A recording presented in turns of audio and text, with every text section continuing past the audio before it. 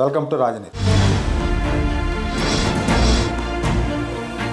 ఆంధ్రప్రదేశ్ విద్యాశాఖ మంత్రి నారా లోకేష్ గారు తన శాఖ పరిధిలో విప్లవాత్మకమైన మార్పులు తీసుకొస్తున్నారు. విద్యాశాఖను గాడిలో పెట్టి విద్యార్థులకు మంచి భవిష్యత్తు అందించాలన్న ఉద్దేశంతో ఆయన విద్యాశాఖ తీసుకున్నట్టుగా గతంలో చాలాసార్లు చెప్పారు. ఆయన ఆ దిశగా మార్పులు కూడా తీసుకొస్తున్నారు, చూపిస్తున్నారు.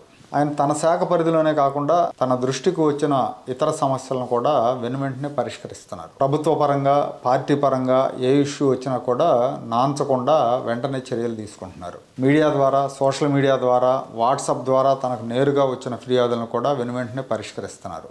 అంటే సమస్యల గురించి ఎవరైనా ఇన్ఫార్మ్ చేసినప్పుడు ముందు దాని మీద విచారణ జరిపిస్తున్నారు. అది జెన్యూన్ అని తేలితే వెంటనే చర్యలు తీసుకుంటున్నారు. గత 10 నెలల కాలంలో చాలా సమస్యలు పరిష్కరించారు ఆయన. దీనికి నేను కూడా ఒక సాక్షిని. స్వయంగా నేను ఆయన దృష్టికి తీసుకెళ్లిన ఒక 3-4 అంశాలను వెనువెంటనే పరిష్కరించారు. గత డిసెంబర్లో అటవీ శాఖలు వాళ్ళ భూముల్లో పెరిగిన యూకలిప్టస్ తోటలో కర్ర కొట్టడానికి టెండర్లు పిలిచారు. జనవరి నుంచి ఏప్రిల్ వరకు సుబాబుల్ యూకలిప్టస్ సాగు చేసిన రైతులు కర్ర కొట్టేసేదన్నది. ఆ టైంలో వాళ్ళు కర్ర కొట్టి పేపర్ మిల్లులకు అమ్ముకుంటారు. అదే సమయంలో ఈ అటవీ శాఖల్లో పండించిన యూకలిప్టస్ కర్ర కనుక మార్కెట్లోకి వస్తే రైతులకు ధర తగ్గుతుంది. దాని మూలంగా రైతులు నష్టపోతారు.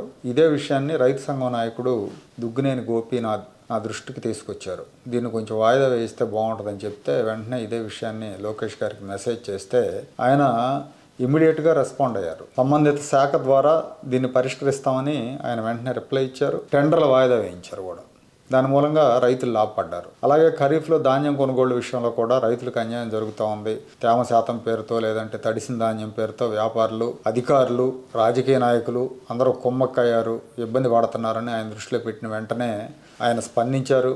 కలెక్టర్లను రంగంలోకి దించారు. రైతులు నష్టపోకుండా రైతులకు గిట్టుబాటు ధర లభించే విధంగా చర్యలు తీసుకున్నారు. అలాగే ఇటీవల కాలంలో మొన్న మధ్య ఒక తెలుగుదేశం పార్టీ ఎమ్మెల్యేనే తన నియోజకవర్గంలో తెలుగుదేశం పార్టీకి చెందిన మైనింగ్ వ్యాపారులను ఇబ్బంది పెడతా ఉంటే ఆ విషయాన్ని కూడా ఆయన దృష్టిలో పెట్టిన వెంటనే ఆయన స్పందించారు. పూర్వపరాలు విచారించారు. నిజమని తెలిసిన తర్వాత ఎమ్మెల్యేను కంట్రోల్ చేయమని పార్టీ నేతలను ఆదేశించారు. అంటే ప్రజలకు ఇబ్బందులు కలిగించే వాళ్ళని క్షమించడం, వాళ్ళు ఎవరైనా సరే అనే ఒక సందేశం అయితే స్పష్టంగా ఇస్తున్నారు. అలాగే ప్రజా సమస్యల పరిష్కారంలో కూడా చాలా స్పీడ్గా ఉంటున్నారు. ఒక నాయకుడిగా ఎదగాలంటే ఈ లక్షణాలు చాలా కీలకం. 2 రోజుల క్రితం మదనపల్లి ఎస్పీడీసీఎల్ లీగల్ కౌన్సిల్ వ్యవహారంలో కూడా అదే జరిగింది. వైసీపీ అడ్వకేట్ను ఒక అతన్ని లీగల్ కౌన్సిల్గా నియమించారు. ఎస్పీడీసీఎల్ సదర్న్ పవర్ డిస్ట్రిబ్యూషన్ కంపెనీకి లీగల్ కౌన్సిల్గా. ఆయన పేరు దినేష్ కుమార్ రెడ్డి. వైసీపీ హయాంలో ఏఐజీగా పనిచేసిన పొన్నవోలు సుధాకర్ రెడ్డికి అనుంగు అనుచరుడితను. అంగళలో చంద్రబాబు నాయుడు గారి మీద దాడి జరిగినప్పుడు ఆ కేసులో చంద్రబాబు నాయుడు గారికి వ్యతిరేకంగా వాదనలు వినిపించాడు ఈ దినేష్ కుమార్ రెడ్డి. అలాంటి వాడిని తెచ్చి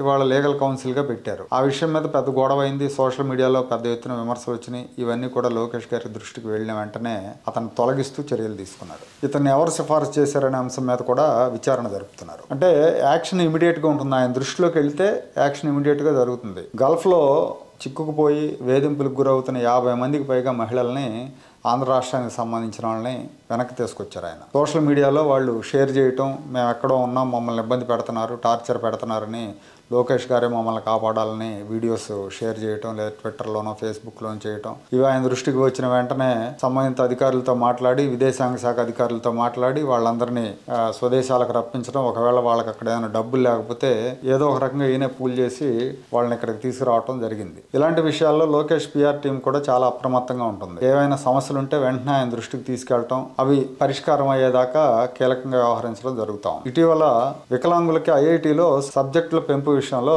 వాళ్ళు ఇబ్బంది పడ్డారు. ఈ విషయాన్ని లోకేష్ గారి దృష్టికి తీసుకెళ్ళినప్పుడు వెంటనే ఆయన ఉన్నతాధికారులతో మాట్లాడి సమస్యను పరిష్కరించారు. దాని మూలంగా 45 మంది విభిన్న ప్రతిభావంతులైన విద్యార్థులు ఐఐటీలో సీట్స్ సాధించారు. ఇవన్నీ అంటే నాకు తెలిసిన కొన్ని మాత్రమే. ఇవి కాకుండా చాలా సమస్యలు ఆయన దృష్టికి వచ్చినాయి, పరిష్కారం అవుతా ఉన్నాయి. అలాగే ప్రజా దర్బార్లు నిర్వహిస్తూ ఉన్నారు. 61 ప్రజా దర్బార్లు నిర్వహించారు ఇప్పటి వరకు. వీటిలో వ్యక్తిగత సమస్యలు, లేదంటే సామాజిక సమస్యలు ఇలాంటివి కూడా పరిష్కారం చేస్తూ ఉన్నారు. ఒకవైపు మంత్రిగా బిజీగా ఉంటూనే ఇంకోవైపు శాఖలకు అతీతంగా తన దృష్టికి వచ్చిన సమస్యల పరిష్కారానికి కృషి చేస్తున్నారు. పార్టీలో, ప్రభుత్వంలో చంద్రబాబు నాయుడు గారి వారసుడుగా తన పనితీరు ద్వారా ప్రజల నమ్మకాన్ని పొందే ప్రయత్నం చేస్తున్నారు.